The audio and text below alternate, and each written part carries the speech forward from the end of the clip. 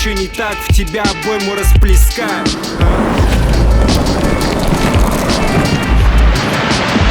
Кондитон дневное лето, счастье не в пакетах, кружит память.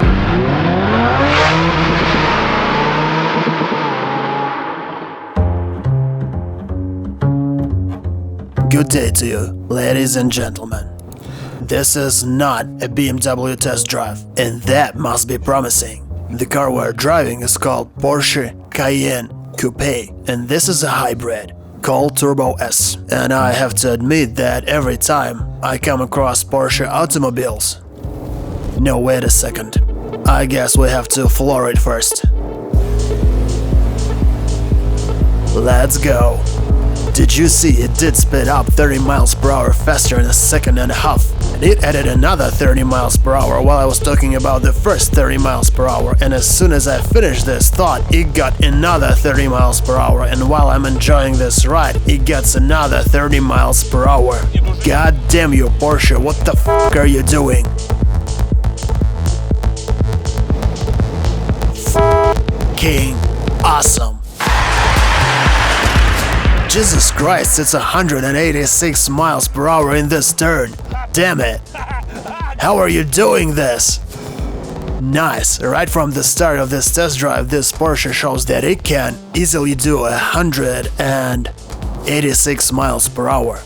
And that means that in a top speed battle, it already wins a BMW X5M. And X5M gets stuck at 173 miles per hour and it cannot do more.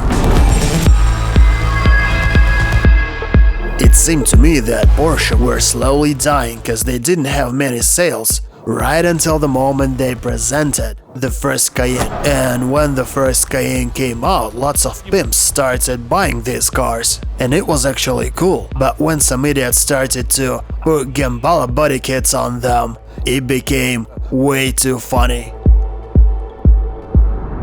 This car has 550 horsepower and it has a 4-liter engine. And this is the same engine they put in Bentleys. It's the same engine they used to put in RS6, and they still do, by the way. And it's the same engine that gives life to the car that is called Lamborghini Urus. But here, despite that engine, this car also has the same system we used to see in BMWs, the hybrid, and before its transmission there's a big round electric engine. And this engine adds more horses, so in total it gets 680 horsepower, but in documentation it has 550. I can't say that the previous Cayenne was more harmonious in its design, but it was more male. This car, even if it's not a coupe, anyway, it has more smooth, feminine lines.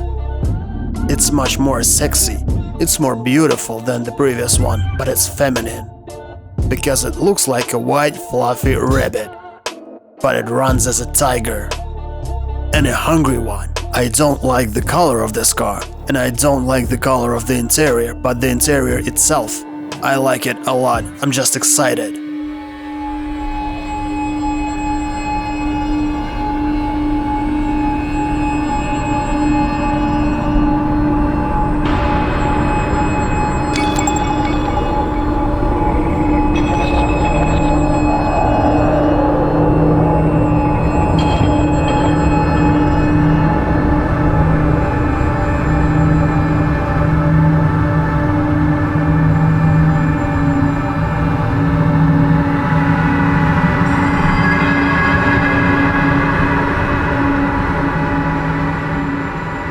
In the main menu of this multimedia system you can find the e-power driving modes. And when you press this e-power, next you can choose a regular e-power, which is a fully electric mode.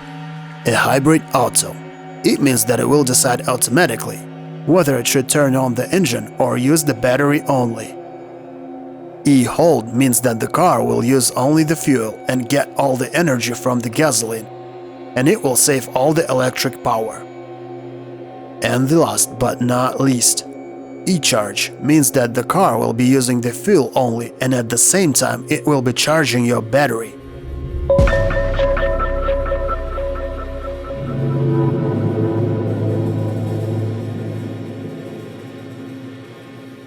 It's so cool that the navigation is placed right on the dashboard. This is very comfortable.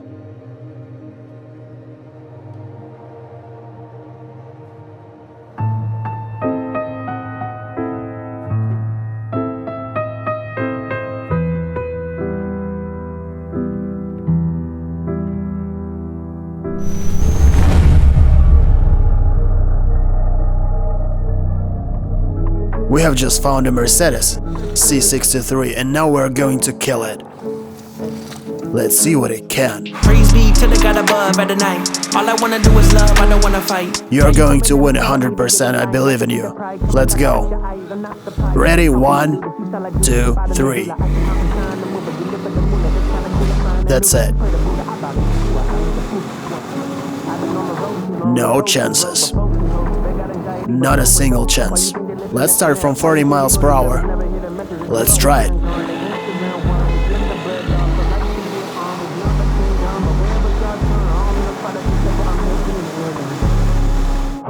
Now 2 hours later we met an E63.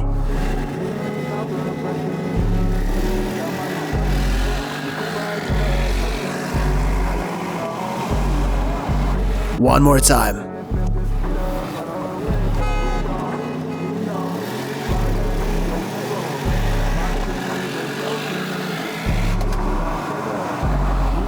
It's good. It's really fast. And he wins us. Not much, but he wins. Now we're going to compete the same car, but with the only difference it's not a hybrid.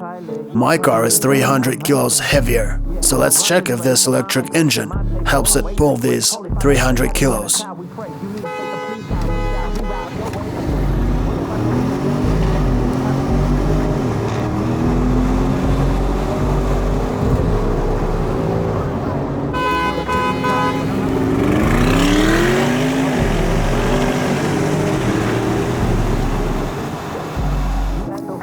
Yeah.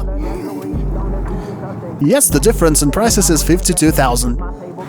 Wait, here, I'm going to buy a Turbo S. Let's do one more. Okay.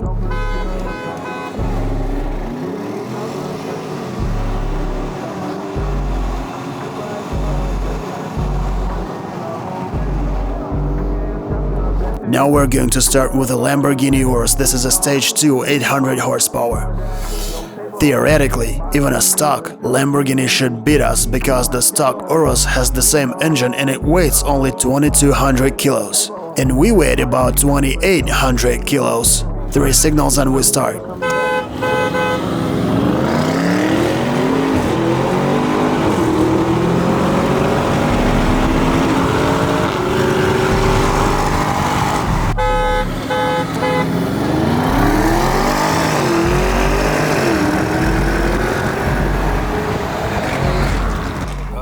Well, it's questionable. I really doubt it has 800 horsepower. And have no idea how to tune this car, though there's a logo Ramon Performance, okay, whatever. It doesn't have 800 horsepower, that's a bullshit. Because he wins me just a little bit, it's really insignificant. Though despite he loses the starts. But this car has 680 horsepower and it's half a ton heavier. Just think about it, it's half a ton. I'm simply proud of Porsche and the way it performed within this race.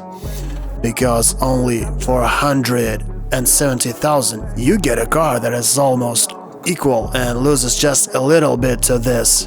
No one gives a fuck about a Lamborghini Urus for $328,000. We are waiting for you to subscribe to our channel, guys. Hit the like button and leave your comments below this video, cause we need more of you to make this channel grow as a child, as a little boy, and become a big, strong and self-confident man. And right now we're going to fight a Tesla Model X. Many hours later. Well, I hope you are going to start same f***ing slow as you have been driving here. I'll start without launching. Okay, agree, try without it. So it's 3 signals. Yeah.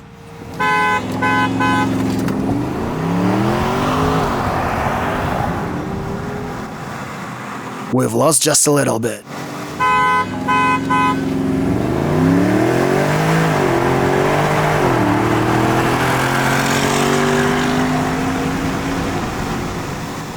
Go ahead, try to remember how to switch your launch control on. I've been waiting for you for 20 minutes and I've been waiting for you at the finish line, so I will definitely wait until you find your fucking launch control button. Many hours later. Found it? Found it. Fantastic. So it's 3 signals. Are you ready? Yes. My launch didn't work. Seems like I didn't found it. Where did it go? It just didn't switch on. Well, at least you found it. Many hours later. So it's on. Please keep a little bit left when we start. Okay, ready? Yes.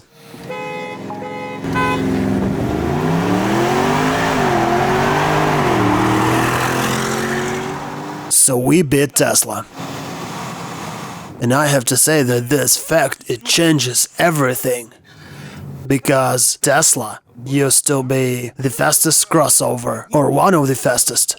And it has 761 horses. And these horses are electric, and they are strong and very powerful. But unfortunately, Tesla cannot do any long distance trip, especially in a sport mode, and this Porsche can. And it wants to. Magnificent. I'm fully satisfied with this automobile, and no one will ever dare telling me that I'm fucking wrong. It's super. 761 horses against 680, but the registration says it has 550, so you pay for 550 horsepower. Keep it in your mind and don't forget it. So I liked how this car behaves on the asphalt road, but what happens if there is no asphalt? Let's try it.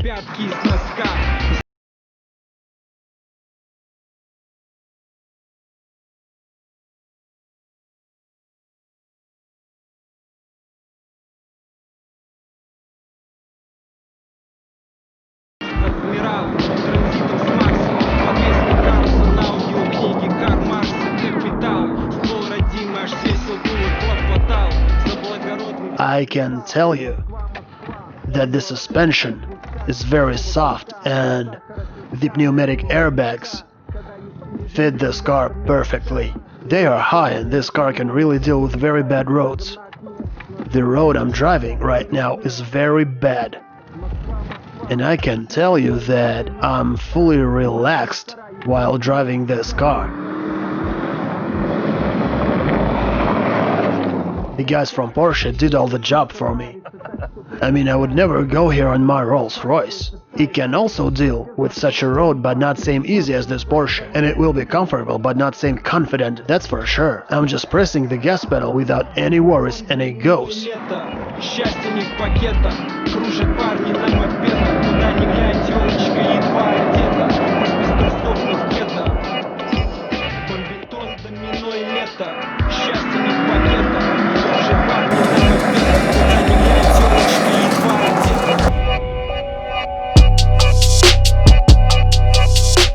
Is it possible to say that this Porsche steers the same as the BMW X5M and the Lamborghini Urus?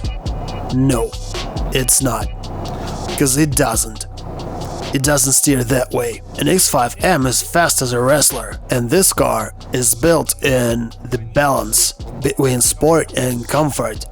The BMW is much stiffer, its seats are not that comfortable, they are also stiff, and the suspension is also quite hard. But at the same time, the BMW steers way better than this car. This Porsche has a pneumo suspension and it's more soft, and it steers a little bit worse, but it gives more comfort. If I had to choose between buying this car and the BMW X5M, well, the X5M is more stylish. The X5M is cooler. But today I'm 39 and I would definitely pick this car. I would choose it because it's powerful, because it's fast, because it meets all the criteria I need in cars. And this is a very quality car. And most European car brands, they simply cannot compete with Porsche when it comes to the quality. Porsche is on top.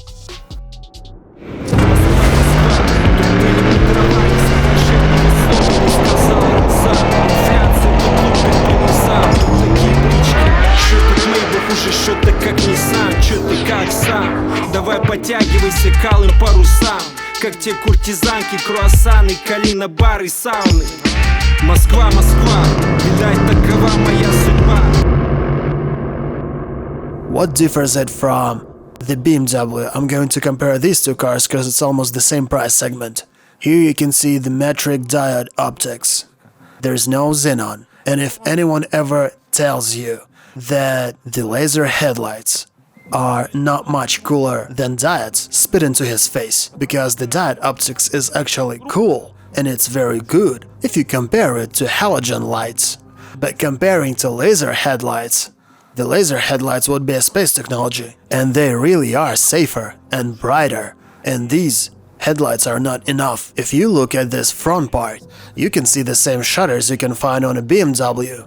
So when this automobile doesn't need to breathe, when it drives only with the help of electric motor, these things close. By the way, I have to mention that the BMWs have only the front shutting grille. But here, they made all the three shutting grilles, the central grille, and both of these side radiators. Unlike its competitor, this car is provided with a carbon ceramic braking system. BMW is not. But if you ask any BMW representative why don't they provide this carbon ceramic braking system, be ready to get the answer. Well, it's so expensive, but it can easily be damaged by some rock if you drive off the road, so it makes no sense. But the guys from Porsche disagree, and I share this point of view. If Lamborghini Urus had all the technologies and devices they put in this car, and this car got all the stuff they put in Lamborghini Urus, I can say that would fully correspond to the price politics of these two cars. Because Urus cost $330,000 and this car cost $170,000. And I would understand that. But in this case, these guys fully blow my mind, because they asked $330,000 for almost the same car. But this car has no cool options and no electric engine. And that's why I should ask a reasonable question. What do they want this money for? And when we compared the acceleration of these two cars, we took a tuned Stage 2 Urus with 800 horses. So that car costed about $330,000 and they must have invested about $25,000 in it, so now it have to cost about $355,000. And in fact, both of these cars belong to the same brand, but that Urus has almost nothing. One car body, so tell me please, are you ready to overpay so much money for almost nothing just for having a Lamborghini logo on your bonnet? I'm not ready, and I would not recommend you to. The road appears under the feet of a walking man. That's what the guys from Porsche think, and that's how they live. And when they made a Cayenne, they just wanted to survive the bankruptcy and save the company, and they succeeded. But the car became very popular, and today in 2020 there's a real monster standing behind me, and it's struggling on this market, and it's winning. And if I had no Cullinan, I assure you that I would definitely buy this car. I would change the color, both of the inside and outside, but I would buy it 100%. I liked it a lot. Even if I had to choose between an X5M and this car, I would buy this car, honestly. Hit the like button, subscribe to our channel. My name is Davidich. Good luck, friends.